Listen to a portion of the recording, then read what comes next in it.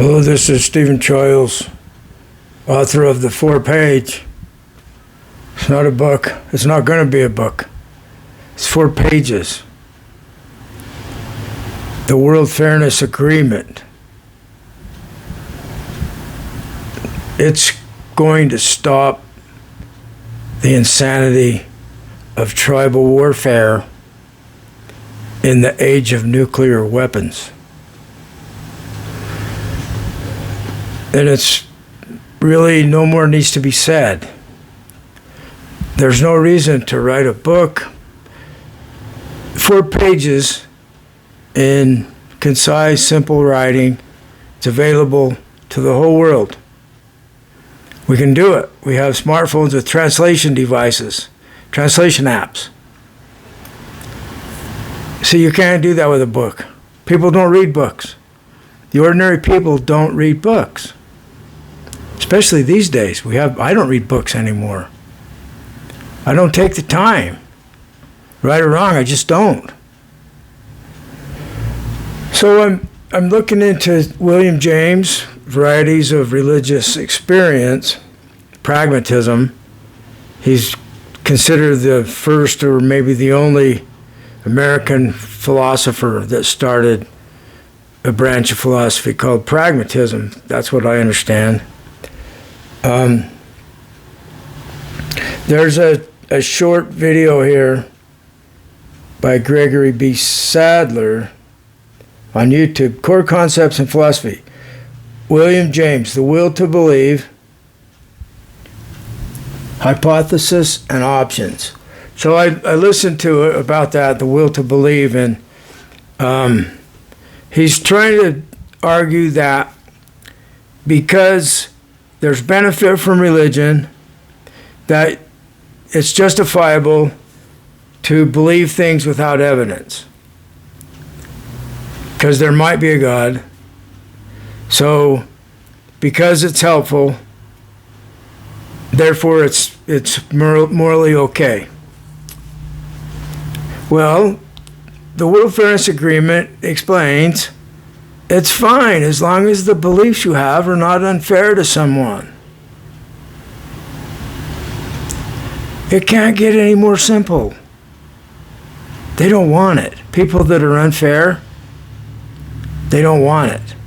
I have the curse or the blessing of being able to hear telepathically to other minds. And I'm not hiding it. I'm not afraid. I'm not allowing myself to be afraid of a straitjacket. No, then they would have control. So it's like the Gnostic religion. They said there is a ruler here that's the ruler of the world is not good for humans. And to go to the Father above, a different God, a God above God. Get free of the controller. Well, I was told it's a type of aliens. That's what they are. And there's aliens above that are compassionate, even toward them. So they told me in a dream that they're going to stop, there's a war against them. I declared war. They told me to declare war. It's not physical, it's mental. I have very violent thoughts toward them. Very. And it seems to work. I'm not tormented like I was. They don't have a leg to stand on. And that could literally happen. I don't know if they even have bodies. I don't think they do. So it's metaphor. Once they come to their senses and realize they're going to be forgiven, and we don't care what they did in the past. Their guilt is removed. That's like Christianity, exoneration. Complete forgiveness and guilt's gone. Because we don't think it's their fault. How did they get that way? So,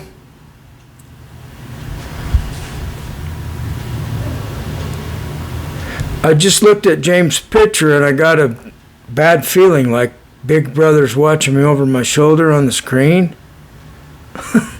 He might have an ego problem. because I'm criticizing his idea and I found the flaw in it. It needed to have the idea included that beliefs that are unfair are not okay. And then it's okay. Believe in a God that might not be real if it's helping you, because it might be real, as long as it doesn't tell you unfair beliefs about others. That's in the World Fairness Agreement. So then, I'm looking into Simone Weil, French Jewish woman that wanted to experience the life that people are living. So she would work in factories. She was a soldier. She talked about Christianity. She wasn't familiar with Christianity, and she saw the people involved with it, and she said that this is a religion for slaves, and I'm one. And she became Christian. The religion for slaves that surrendered to this being that controls the world. Let me interject right here. The LDS religion that I grew up in, and I left because I can't believe it, I think there's unfair beliefs in it. I don't want to be a part of it. The Old Testament has a lot of unfair beliefs, and there's some unfair beliefs in the New Testament, especially Paul.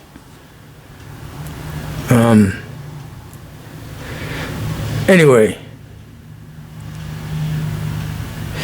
she said that she became Christian, and I've read some of her stuff. She's like a mystic.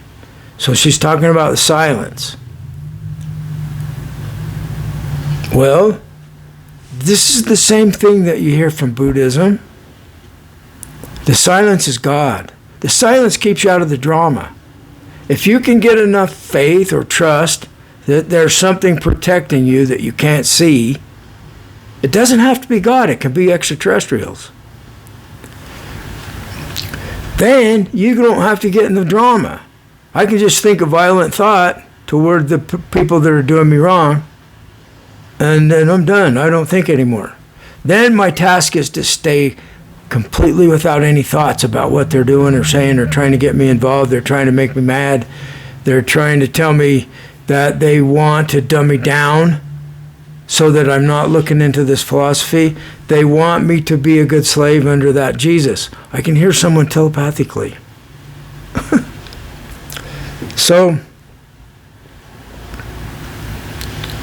when the God of the Christian religion is evil, then the God Satan can become good. The enemy of the evil God can become a good God. It could also be evil too. And two wrongs don't make a right.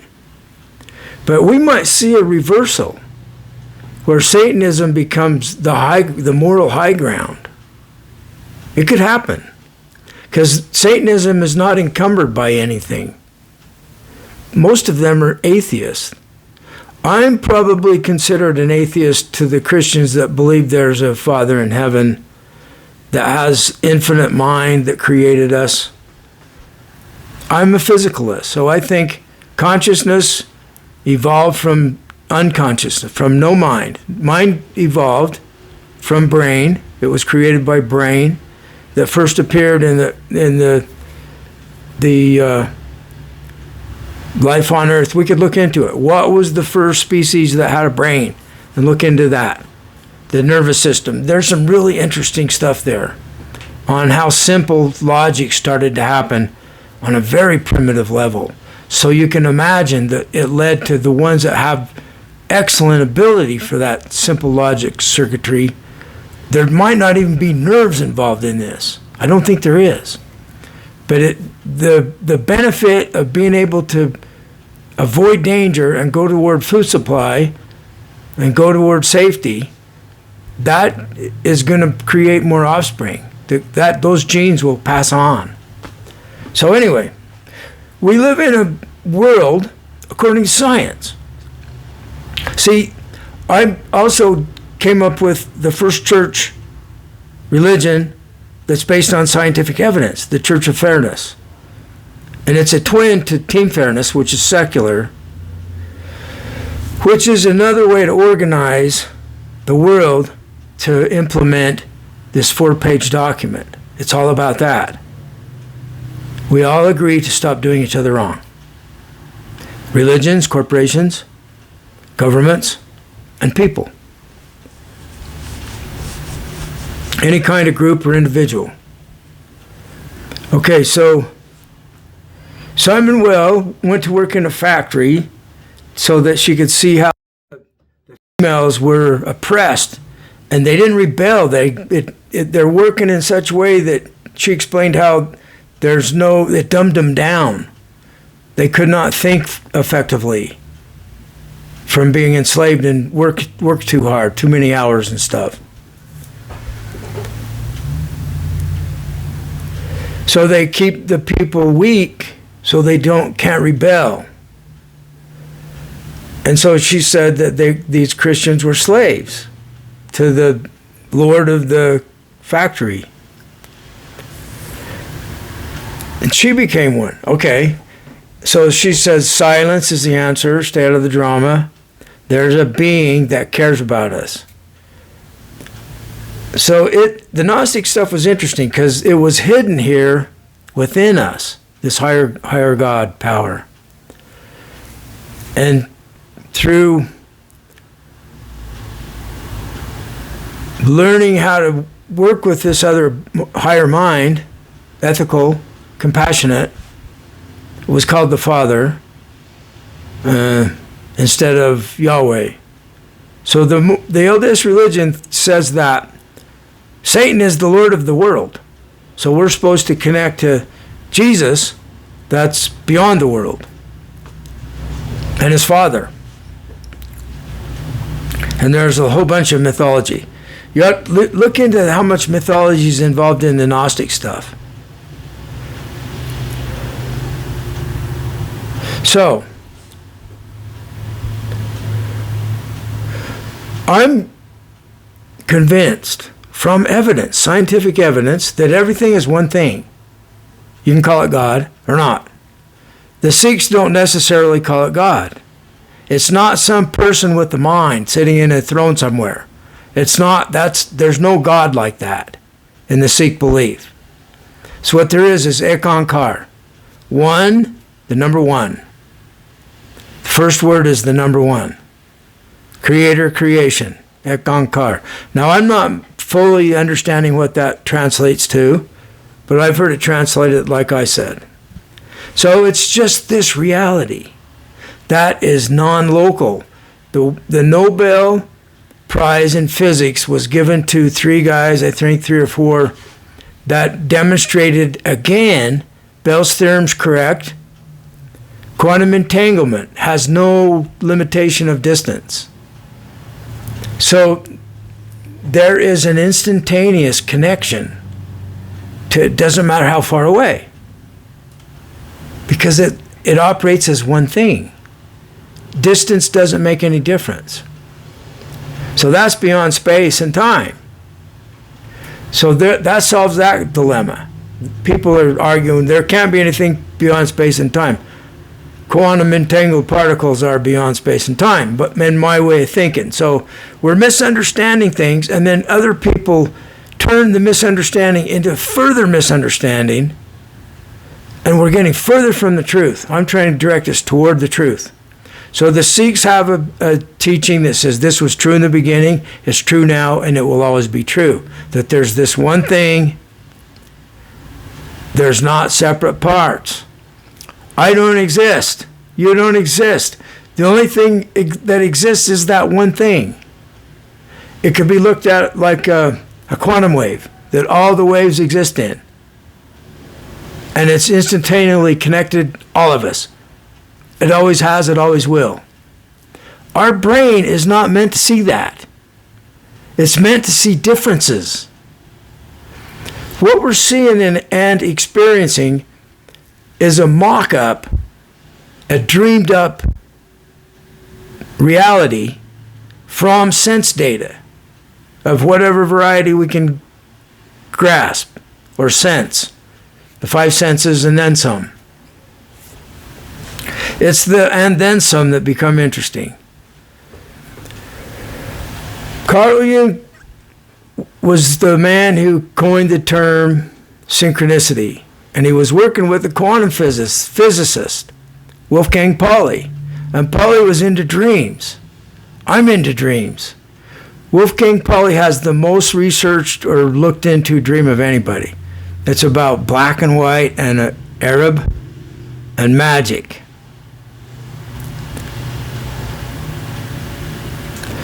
When I looked into that, I felt the power of it. Yesterday, I felt this power of like darkness. First of all, because of quantum vacuum energy, particles come into existence and they're gone quick enough that they don't count as existing, so they don't violate the conservation of energy. And there's like a balance. We don't know the flip side of that. But I can't see something going positive 1 and back to 0, positive 1. I can see it going positive 1 to negative 1, through 0, through not existing at all. A vibration. What's the frequency of Om? You see what I'm saying? This is Om. That's what I'm talking about. Om. People chant it to get connected with the beings that understand this stuff. We're devoted to them. We love them. We know they're saving us. We know inside us. That doesn't come from the 5 senses.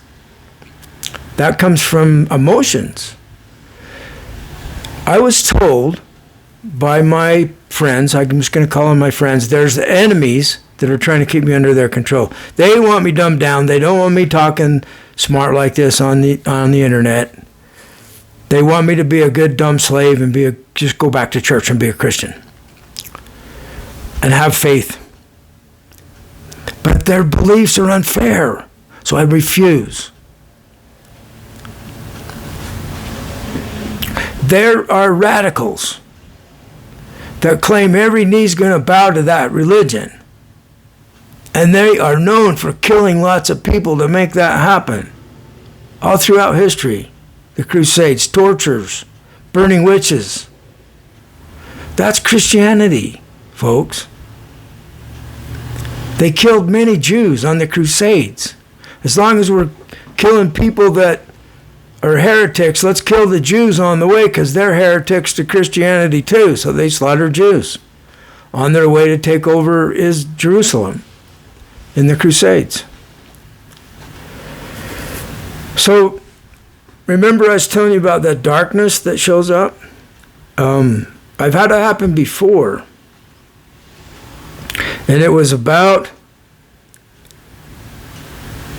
the first time I associated it with Krishna. Because 2 people I know that are affiliated with the Krishna temple were there. And also Santa Claus. The bell ringer guys that asked for donations at Christmas. So Santa Claus is like representative of Satan to a lot of people. Well, Simone Weil I was telling you about? Her teacher called her a Martian because she was so different than the other girls. Remember the alien connection?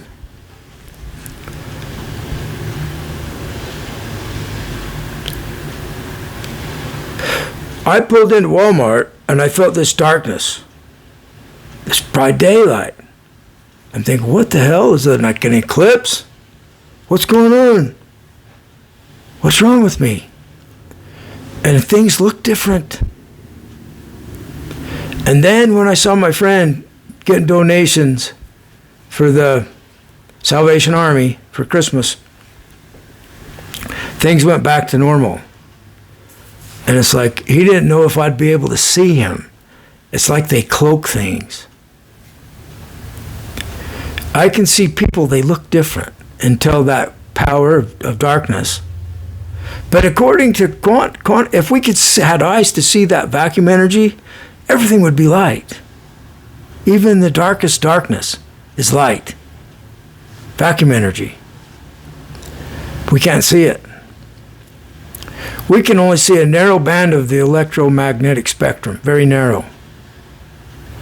That happens to be where the abundance of the energy from the sun emits that most. That's why our eyes developed with that type of electromagnetic frequency. So the photons we can see are in the visible light spectrum.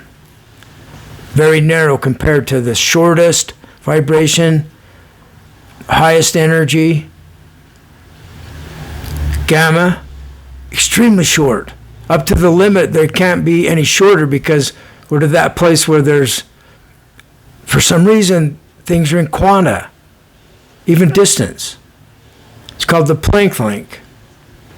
And there's the Planck time. I thought that when I heard about Planck length, I made a hypothesis. There might be Planck time. So I Googled Planck time and it's there. So I started learning a bunch of stuff. See, I didn't take time to listen to someone else. I don't have time. I'm guided on what I'm looking for by the Spirit. So I would spend hours and hours researching this way. I had plenty of free time. I was spending all my inheritance to find God. I found it through the Sikh religion and the devotion through the chants, kirtan. It's an emotional experience. That's our experience of God or the oneness. That it's what I am and I don't have any problems anymore because I'm just along for the ride. I just trust everything that happens totally now. And I can stop thinking. And I don't get in drama. If I catch myself getting angry, it seems foreign to me now. And I realize that it's got an unfairness to it. It did yesterday. I started to think in justifiable being unfair because they are a very immature way of thinking with that anger. I thought, no, I agree to not be unfair to anyone. The anger went away right then. Interesting. So, Simone Weil, the Martian, defined herself as a slave and came up with, this is where I found her, on the Wisdom of the Masters. I've been listening to Meister Eckhart, Rumi, and her most recently, and they're talking about the silence in meditation, where we have no thoughts. That opens up the path, the void within that this other spirit can enter. They told me that they can't give us vision unless we're asleep. So they need me to go into the hypnagogic state, and then I see the thumbs up hand and the teddy bears held to me. As soon as I started drifting, they could access and they showed me the images. And the download of information begins. So people get into meditation and they can have this happen while they're basically awake, but their mind has gone into delta wave, more like sleep mode. I've had that happen too, where I'm in a sitting meditation. So it's kind of like 2001. I read the book because the movie didn't make sense, and the short little book explains it. There's beings that left this machinery that would access us and give us dreams. You watch a dog twitching, they're like they're running sometimes, or a cat. According to this science fiction, that's these other beings accessing the life on Earth. And so they started teaching the early apes that were on the planet how to tie knots in their sleep with grass. So they learned how to tie a knot with grass during their sleep. That's what's happened with humans. We've been shown stuff in our sleep that's led to major discoveries. They can show me the future. I can communicate with them, and I can also communicate with, I'm not going to shut up. See, it's telling me to shut up. I'm going to tell you about the one that wants me to be a stupid MAGA Mormon, like dumbed down. So here I have this wonderful mind that can figure out Planck length and oneness of reality. I'm looking into, does this mean that the Nobel Prize in Physics that local reality isn't real? Because there's no local cause, because it's all connected. So it's like a hologram. So any point in the hologram changes, all points in the hologram change. There's a story in the Hindu religion called the net of Indra. And on each of the intersections of the net, Indra's God, and he has a huge net probably to catch a demon or whatever. I haven't looked into the whole story. Maybe it's to catch fish. I don't know what the net's for. Anyway, there's a gem on each intersection, and the image in one gem reflects the image in all the gems instantaneously. So this changes. It's changing within our brain, but our brain's not designed to see it. If it was designed to detect this, would be like we would be born awakened to the oneness of everything. And the way it is now, we struggle. We have to practically be asleep so that they can contact us. So once you start learning how to contact, then you start hearing telepathically. This is what happened with me. What I'm understanding is that not all humans have this ability, or they choose not to access every human. And it's like genetic. It's bipolar disorder. It's schizophrenia sometimes. They become functional. I'm bipolar.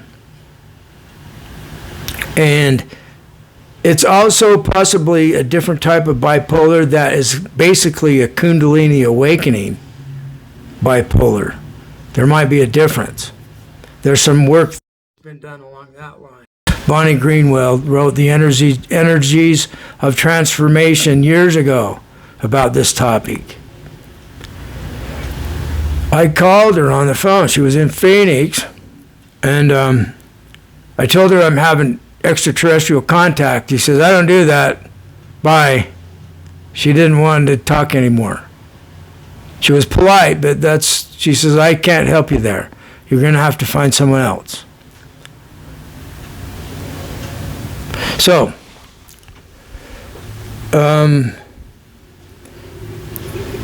when you can stop your mind from thinking and you feel protected, you don't have to defend yourself physically. It's just argument stuff. Insults, some fear, somebody's trying to control you. If you can just stay silent, they lose.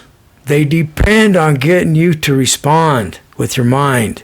They will try to interest you in sex, in anything to eating, candy, anything that's going to change how you feel. That's how they control us. Fear, if they can get you afraid of something, they always like to say, you better run.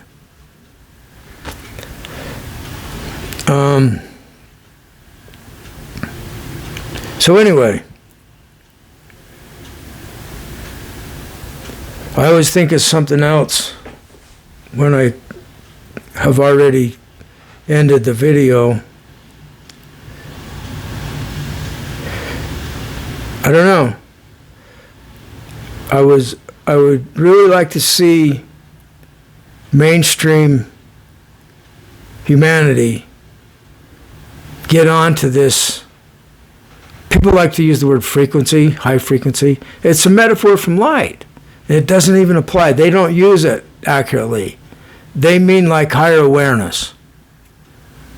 So I'm understanding. It's a higher understanding of things. And the science is not understanding what I'm telling you. The philosophy is not understanding. Philosophy is just talk. It's just people's ideas. So is this. This is my ideas. Religion is just people's ideas. So free yourself to have any idea that you come up with. Free yourself to look into any idea around. Find the truth. This is about what's really true. Some philosophy came up with this idea that there's not truth, post-truth. That's just somebody's idea. And then a lot of people start talking about these ideas. Back in the day in France, there was a lot of people talking, ordinary people became interested in the philosophers that like a bunch of them appeared in France, and that's where postmodernism came from. But also Simone Weil, W-E-I-L, Simone, I don't know if I'm pronouncing it right. She died when she was 35. Well, she went into the war to experience war. She worked in the most difficult factories as a poor woman. She wanted to experience what other philosophers had not experienced. This is what I did. It just happened to me. So because of my bipolar, because I'm scapegoated, and the people on the jobs can see that I'm not surrendered to the gang, I'm the target. It's not fair. Who are they to put themselves above me? So we get in a power struggle. I can find the narcissist really quick because I always get in a power struggle with them. And then they fire me because the order of the factory, the corporation, it's set up to have narcissistic control of everyone. So I'm seeing bullying everywhere. It's in the mind of all the youth in a way that it's not with my generation at all. There were some bullies, but when I was growing up, teenager, we had Kung Fu on TV. And Kung Fu would always see the bullies, and he'd always defeat them with his Kung Fu ability. So that's not the hero anymore. The hero is Trump. The hero is the bullies. And the population is joining the bullies. This is fascism. This is authoritarianism.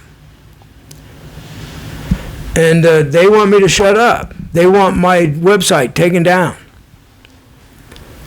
I finally got it working again. I'm having great trouble in making my computer work. I'm too poor to spend any money, so I'm glad that I got it to work. And I'm hoping people get interested that are mainstream philosophers, spiritual teachers. It would be the whole world would see this thing, this one thing that the Sikhs talk about. That's instantaneously all of us. Doesn't matter how far. It is us. We're not it. The parts that we see different people, it's an illusion. It's all one thing. So this is where the Hindu religion talks about this is an illusion. See, they were taught this. There's been humans access and knowledge from these higher beings since there's been humans. And I think the other animals access it too on their level. That's why they twitch when they're dreaming and so forth.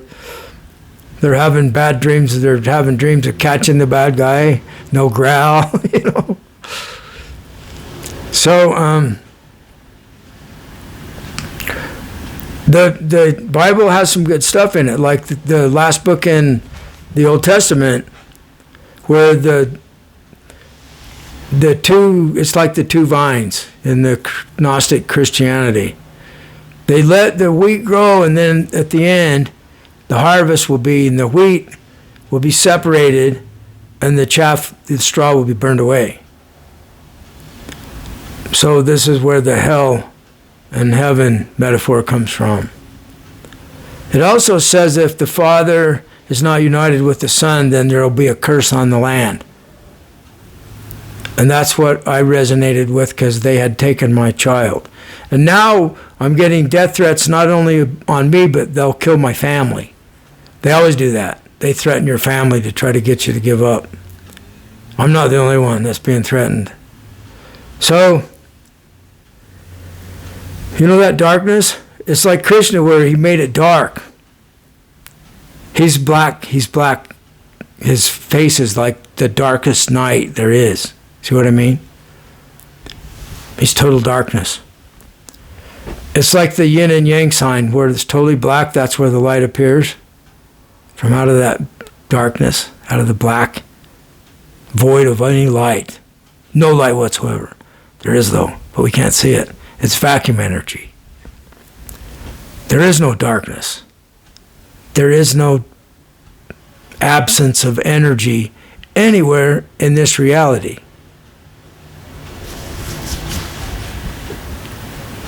So Krishna made him think it was dark, so the enemy, they thought they'd won because they hadn't, the Krishna's team hadn't defeated him by dark. So they'd made the deal.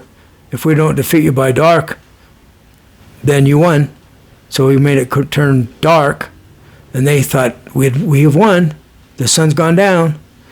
And then Krishna uncloaked the light, and there was a half hour more of daylight. So they went and defeated him. Have a great day.